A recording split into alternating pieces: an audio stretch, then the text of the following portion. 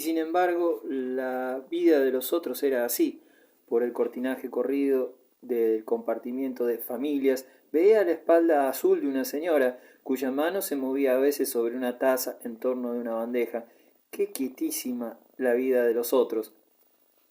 Entre 6 campanas de vidrio donde la luz dejaba perfiles de níquel, un mozo desteñido, lívido, fichaba con sumisiones en la máquina registradora y los planos inexpresivos de su semblante no se diferenciaban de los otros rostros que estaba acostumbrado a encontrar allí. Sin embargo, su SOS había sido escuchado, es decir, que tenía que jugar con precaución. No podía explicarse el motivo, mas presentía el desarrollo de un misterioso combate. ¿Renacería o moriría definitivamente? No eran conjeturas, sino evidencias, desprendiéndose de su interior en leves nubecillas, mientras dejaba estar los ojos abstraídos en un gran espejo semicircular que tras el mostrador moteado de Buffach servía con la repisa de su base un muestrario de botellas panzudas, porrones de tierra color hígado, frascos negros con etiquetas doradas y envases esterillados. Los entrantes y salientes de la luz ponían una línea multicolor y casi movediza. Recordó más tarde que ni un instante tuvo la idea de rehuir el misterioso combate. Estaba obligado a descorrer un lienzo negro que ocultaba los accidentes del camino hacia otra vida, cuya estructura individualmente lo atraía. Su estado psíquico presente era semejante al de un guerrero del libro histórico. Antes de entrar en batalla se me ponía una gran grima de tristeza en el corazón. Un lustrador de botas le ofreció sus servicios, lo rechazó, y el otro, con un hombro sumamente inclinado, se alejó con lentos pasos. ¿Y su esposa? La asociaría a los posibles desgracias que podían nacer de aquel reencuentro con la terrible jovencita. Un golpe de piedad lo estremeció por los seres que conocía, mas ¿qué podía hacer él? Era inevitable transitar el camino abierto por el llamado telefónico. Sí, lo requería la monotonía de su existencia. No podía retroceder. Demasiado tarde. Después de aguardar años el acontecimiento extraordinario, no iba a huir del diablo que ahora se presentaba. Sí, aunque fuera el mismo demonio con contrato, y leyó con sonrisa burlona la lista de cócteles en letras blancas sobre una pizarra negra. Metropol, rubor de niña, ferrocarril. Qué nombres ridículos. Sin embargo, el ferrocarril se ligaba al rubor de niña. ¿Existía el rubor de niña? Qué grotesca la comedia humana. ¿Y la coincidencia? Los nombres de cócteles asociados a su destino. Era inútil. No retrocedería. A medida que transcurrían los minutos, sus nervios desprendían borbotones de frenesí. Rubor de niña. En sus ojos giraban los suboficiales jugando al billar, los lavadores de escudillas, las sombras chinescas junto a las vidrieras. Más allá, un vigilante azul levantaba el brazo. En la esquina dobló un camión verde, borbolló el hervor de un escape de vapor en la máquina de café, y los latidos de su corazón se acentuaron de tal forma que le pareció que dentro del pecho un leñador misterioso descargaba hachazos tremendos. Había soslayado durante 2 años el encuentro y ahora se hallaba a pocos minutos del suceso.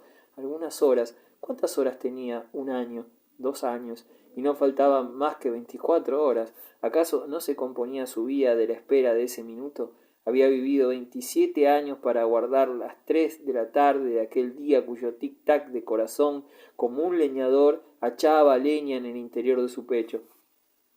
Experimentó ansiedad de desvanecimiento, flojedad de los miembros. Estaba suspendido a tan extraordinaria altura que la profundidad vidriaba su vacío como la piel de un monstruo repugnante. Se dominó. Era preciso ser dueño de sí mismo. Evocó personajes de novelas que impresionaron su adolescencia, la actitud de estos cuando se encontraban frente al suceso extraordinario de sus vidas. ¿Cómo se comportaría él?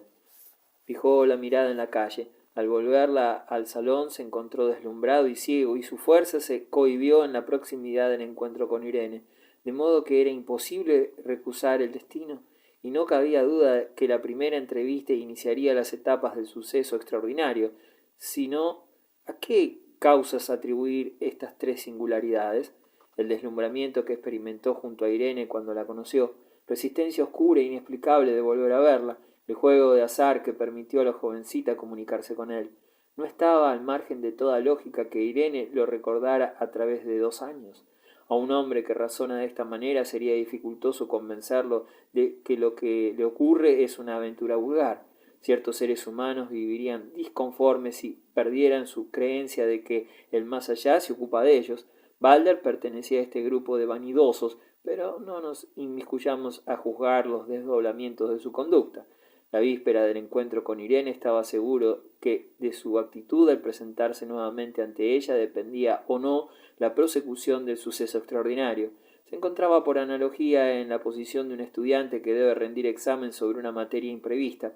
Este advenimiento conviene relacionarlo con las tres singularidades antes particularizadas. Con la mirada fija en el espejo semicircular, moteado de amarillas pintas de Pufach, soliloquiaba: tendré que satisfacer determinadas exigencias, no cabe duda. Solo un imbécil puede admitir que lo invitan a un reencuentro por su linda estampa, y yo seré un idiota, pero en relativo grado. De cualquier modo, lo más conveniente es ocultar bajo 7 llaves la personalidad irónica, porque si no, es indiscutible. Un burlón suscita siempre desconfianza. Una farsa entonces, y si hiciera la del hombre agobiado por el peso del destino.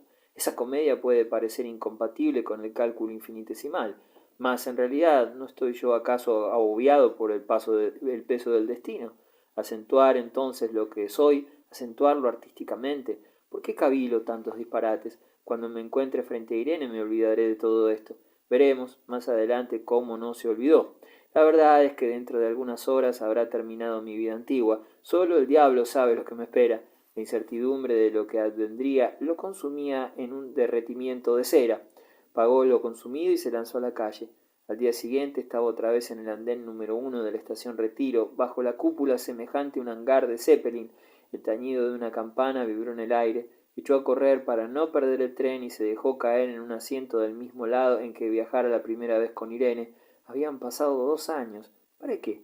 Si ahora estaba en marcha nuevamente hacia ella y se repetía esto, pues le resultaba inadmisible esa fracción de tiempo. 2 años. Nubes dentadas como engranajes brillaban en una desolación de cordillera de mármol. El estrépito del tren duplicaba la violencia de su orgullo y de su felicidad. El viento le golpeaba en la frente con bruscos abanicazos y el suceso extraordinario se realizaba. ¿No era maravilloso que la criatura lo recordara a través de 2 años? Miraba la vía, los mismos edificios estaban en el mismo lugar y sin embargo habían pasado 2 años. Experimentaba alegría de viajero que vuelve de una accidentada distancia. Reconocía las terrosas vueltas del camino. Por allá, la primera vez que iban juntos, pasó una cabalgata. Una chimenea humeaba tras el techo de 2 aguas de un chalet. Allí también estaban las canchas de tenis y habían transcurrido 2 años. Experimentaba tristeza y alegría. Se imaginaba que Irene lo aguardaba impacientemente en la estación de Tigre. Irene, Irene, qué nombre extraño y duro. Era ella y no otra la que lo esperaba. Los ruidos se encajonaban en las calles transversales. ¿Cómo sería su amiga?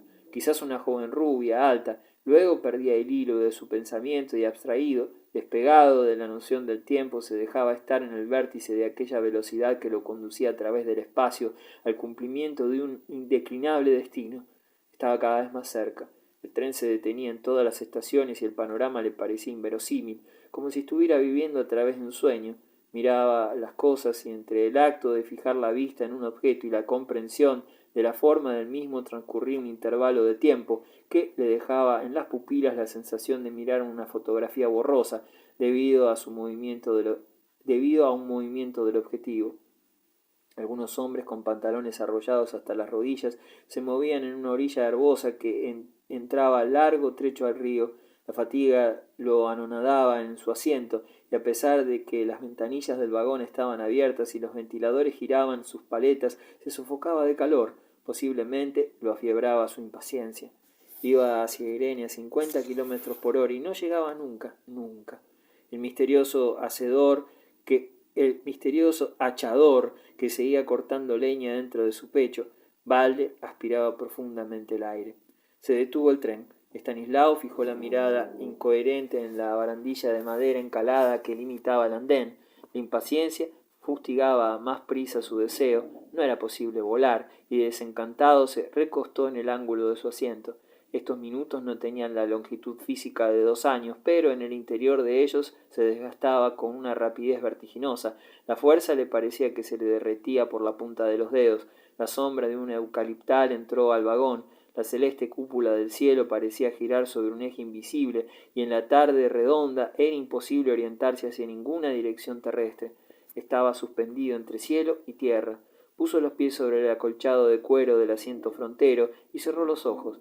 El petardeo de las ruedas en la juntura de los rieles atravesaba sincrónicamente su masa de carne. Iba hacia lo desconocido a 50 kilómetros por hora. El borde del respaldar trepidaba bajo su nuca.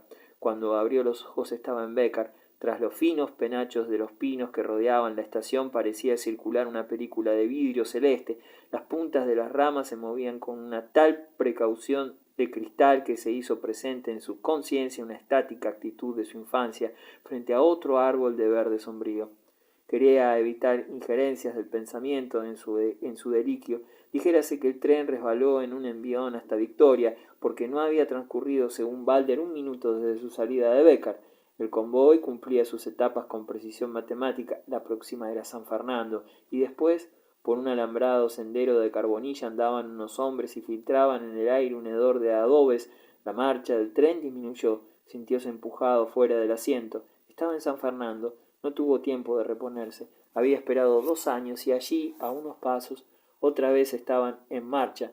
Tigre era la siguiente estación. El leñador misterioso hachaba con más violencia en su pecho. Mecánicamente se arregló el nudo de la corbata. Higueras de hojas marchitas resbalaban ante sus ojos. Quedaron atrás paredes rosas. El petardeo se sucedía implacablemente, martillando distancia en las juntas de los rieles.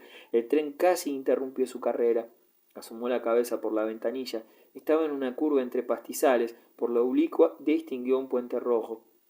El tren se detuvo. Él bajó de un salto. En el andén no había nadie.